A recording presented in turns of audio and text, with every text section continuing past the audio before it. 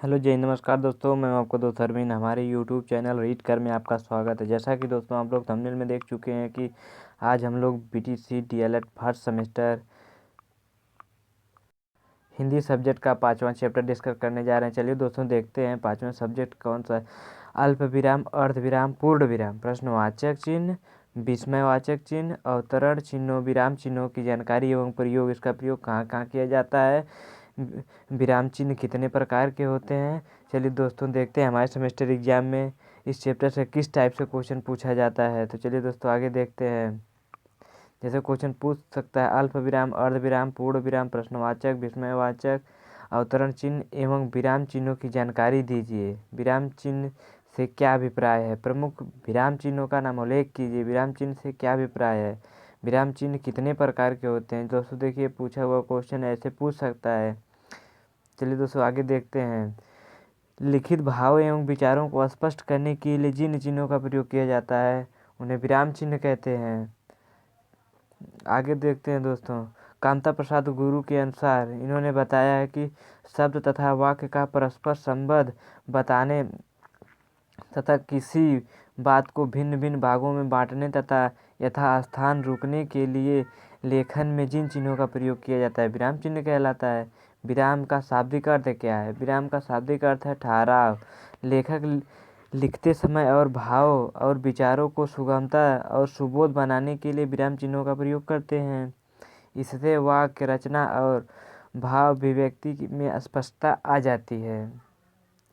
जिस प्रकार बोलने में प्रश्न करते समय, आदेश देते समय, संबोधित करते समय, विस्मय प्रकट करते समय, अपनी वाणी में उतार चढ़ाव अनुपात या मंद स्वर या ऊंचा स्वर बोलते समय हमें धीमी आवाज़ तेजी आवाज़ के साथ हम लोग उसी प्रकार और अपने भाव प्रकाशन के लिए विराम चिन्हों का प्रयोग करते हैं। चलिए दोस्तों देखते हैं विराम चिन्ह कितने प्रकार के होते हैं। विराम चिन्ह टोटल 11 प्रकार के होते हैं। चलिए दोस्तों हम लोग देखते हैं विराम चिन्ह। पूर्ण विराम, पूर्ण विराम देखिए सिंबल इस तरह का होता है। अल्प विराम कामा, अर्ध विराम डॉट कॉमा, प्रश्न सूचक चिन्ह जैसे प्रश्नवाचक, विस्मयबोधक या संबोधन चिन्ह। दोस्तों देखिए निर्देश चिन्ह डैश, योजक चिन्ह मोटा डैश, अवतरण या उद्धरण चिन्ह, कोष्टक, विराम चिन्ह, विवरण चिन्ह, हंसपद। जैसे हंसपद वह होता है जैसे कोई वाक्य में कोई शब्द छूट गया हो तो उसे इस तरह से करके ऊपर लिखा जाता है, उसे हंसपद कहते हैं। चलिए दोस्तों हम लोग क्रमवाइज देखते हैं। इसमें कुछ विराम वाक्य अंत में लगाए जाते हैं, कुछ पहले लगाए जाए। जो अंत में लगाए जाए जैसे पूर्ण विराम, प्रश्नवाचक, संबोधन, विस्मयबोधक, ये वाक्य के अंत में लगाए जाते हैं। कुछ बीच में लगाए जाए जैसे अल्प विराम, अर्ध विराम। चलिए दोस्तों हम लोग क्रमवाइज देखते हैं। पूर्ण विराम, सभी प्रकार के वाक्यों के अंत में पूर्ण विराम का प्रयोग होता है। वाक्य लंबे हो या छोटे हो उसके लास्ट में पूर्ण विराम का प्रयोग किया जाता है। जैसे दोस्तों देखिए जाओ के बाद पूर्ण विराम लगा, वह अच्छा लड़का है पूर्ण विराम लगा। अगला दोस्तों हम लोग देखते हैं अल्प विराम। अल्प विराम वाक्य के बीच में लगता है। इसका प्रयोग मुख्यतः निम्नलिखित स्थानों पर किया जाता है। जैसे दोस्तों देखिए पॉइंट वाइज दिया गया है। एक ही प्रकार के कई शब्द का प्रयोग होने पर प्रत्येक शब्द के बाद अल्प विराम लगाया जाता है, लेकिन अंतिम शब्द के पहले और जैसे दोस्तों लगाया गया का प्रयोग होता है।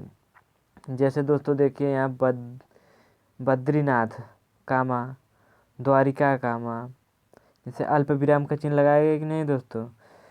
रामेश्वर और पूरे भारत के प्रसिद्ध 4 धाम। जैसे दोस्तों देखिए कामा लगाया, इसी को अल्प विराम कहा जाता है।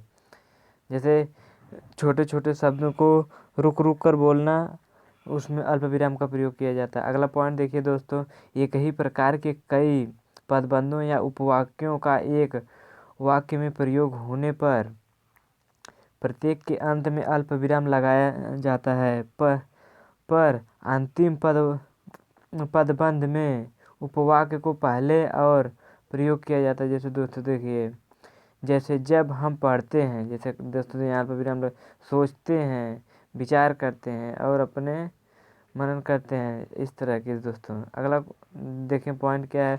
वाक्य के आरंभ में प्रयुक्त हाँ नहीं के बाद अल्प विराम लगाया जाता है। कभी कभी संबोधन सूचक शब्द के बाद विकल्प से अल्प विराम लगाया जाता है, जैसे मोहन तुम यह पुस्तक पढ़ो।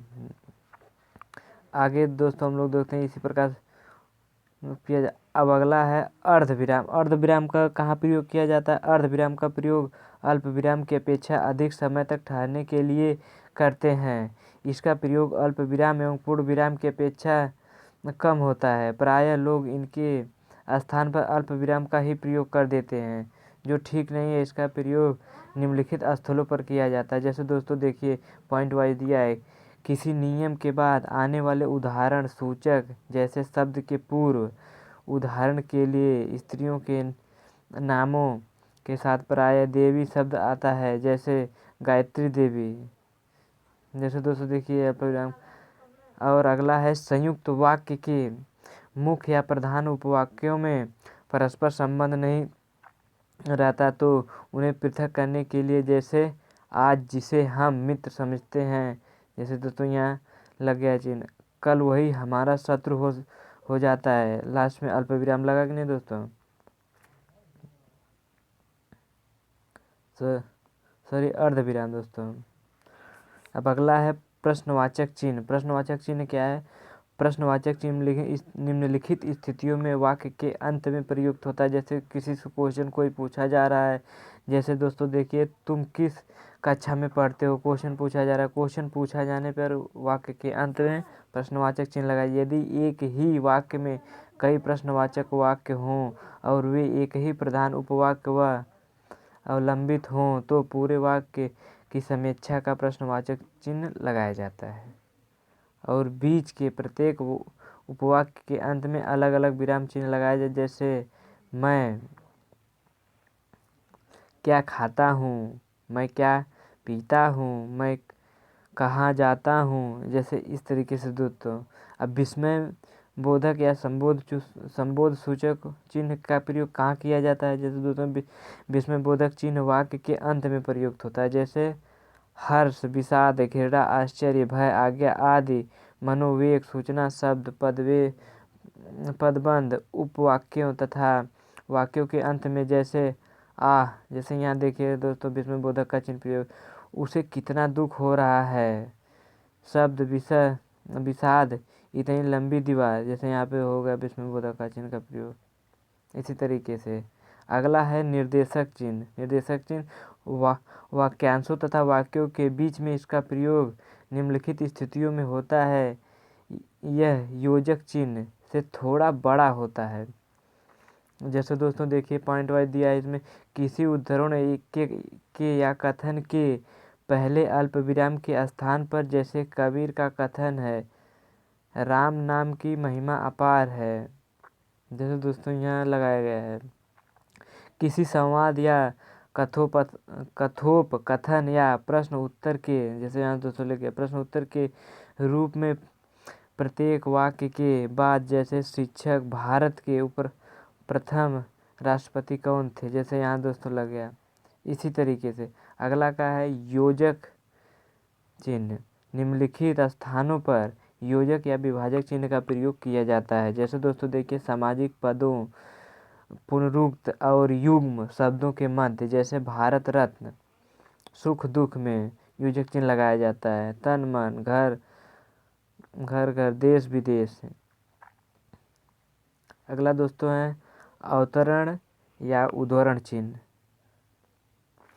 इसके दो रूप हैं, दोहरा, इकहारा। जैसे दोस्तों देखिए यहाँ पे दो ठो इसे लगा के फिर इससे बंद किया जाता है इसे, और इसका एक है दोहरे अवतरण चिन्ह जैसे का प्रयोग लेखक या वक्ता के कथन को यथावत उद्धृत करने में इसका प्रयोग किया जाता है। जैसे रामचंद्र वर्मा, जिसमें बोधक यहाँ पे लगा चिन्ह जैसे दोस्तों यहाँ पे लगा अवतरण चिन्ह, बोलने और लिखने में दो बातों का प्रयोग, दो वाक्यों का महत्व सबसे अधिक है, एक तो अर्थ का और दूसरा भाव का। यहाँ पे देखिए दोस्तों लग गया। अब इकहरे का क्या अर्थ है? जैसे दोस्तों इसका प्रयोग वाक्य में प्रयुक्त कवि या लेखक का उपनाम पाठों या शीर्षक पुस्तक, समाचार पत्रिकाओं आदि नाम लिखने में होता है। जैसे देखिए सूर्यकांत है, निराला इनकी उपाधि है, का परिमल ग्रंथ है, जैसे बाल भारती बच्चों की पुस्तक है। ऐसे दोस्तों अगला है हम लोगों का नवा कोष्टक का निम्नलिखित स्थितियों में प्रयोग किया जाता है। जैसे दोस्तों क्रम सूचक अंकों या अक्षरों के साथ, जैसे पूर्व, उत्तर, पश्चिम, दक्षिण। कभी कभी वाक्य के बाहर से भिन्न अथवा व्याख्यात्मक शब्द को कोष्टक में रखा जाता है। जैसे भरत दशरथ के पुत्र बड़े तेजस्वी थे। इस तरीके से दोस्तों दशरथ के पुत्र। अब विवरण चिन्ह क्या होता है? किसी विषय अथवा बातों को समझने के लिए अथवा निर्देश के लिए विवरण चिन्ह का प्रयोग किया। जैसे संज्ञा के 3 प्रमुख भेद हैं। जैसे दोस्तों देखिए व्यक्तिवाचक, जातिवाचक, भाववाचक।